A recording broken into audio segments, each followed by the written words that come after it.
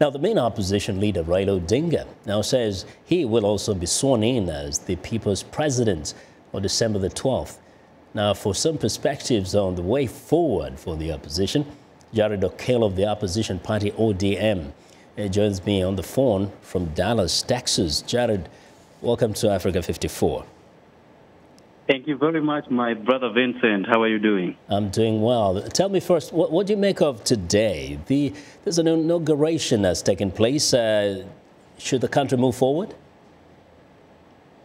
Well, my sister has raised critical issues pertaining to the questions you did direct to her. Firstly, is about the presence of dignitaries, presidents from across Africa and across the world. And you look at only 8 presidents representing Africa out of 51 nations is a vote of no confidence in the Jubilee administration and that of President Kenyatta. If you have to move the nation forward, particularly looking at the economic turmoil and economic uncertainty that we have had as a country, you definitely need your neighbors, and the immediate neighbors are those from the African continent. And giving it a wide berth is a testament that we are headed to a very wrong direction as a country. Now, you do know. Now, you do know. Go ahead, finish your thought. Yeah, you do know that we have had even thawing relations with Tanzania. We were meant to have oil refinery, doing oil refinery for Ugandan oil, but they diverted it to Tanzania. Yeah. Now, before we run out of time, the opposition leader Raila Odinga is now saying he will also take an oath of office on the 12th of December. Tell me, how does this help now the country then moving forward? Well, we did say as the opposition, firstly, that we were not recognizing the election that was carried out on the 26th of October.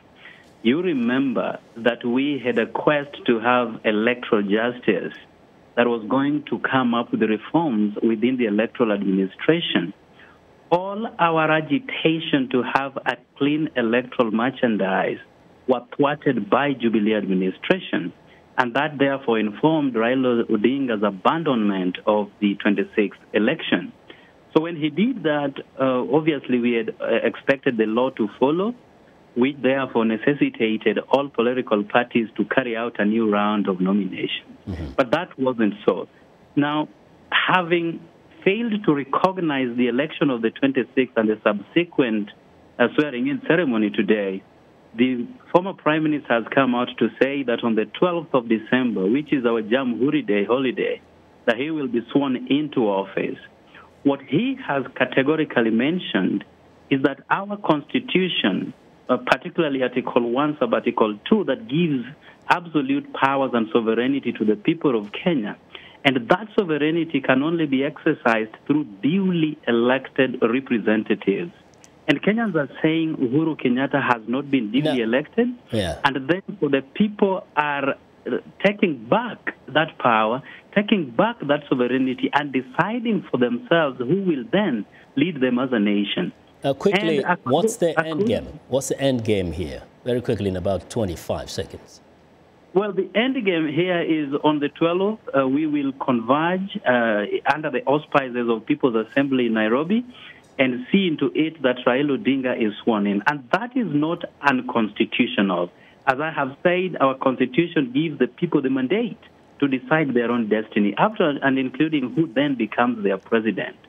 Now, the question that will therefore come is, how will we then, reconcile with the police brutality and all the force that have been meted on very innocent demonstrators, peaceful demonstrators and protesters? But we are saying we will take care of that when the time comes. And we'll talk a bit more about that. Actually, when you come here to Washington, hopefully you'll be in our studio here, and then you explain to us how we'll have those 2 parallel systems operating in Kenya after December the 12th. Mr. Okello, thank you very much.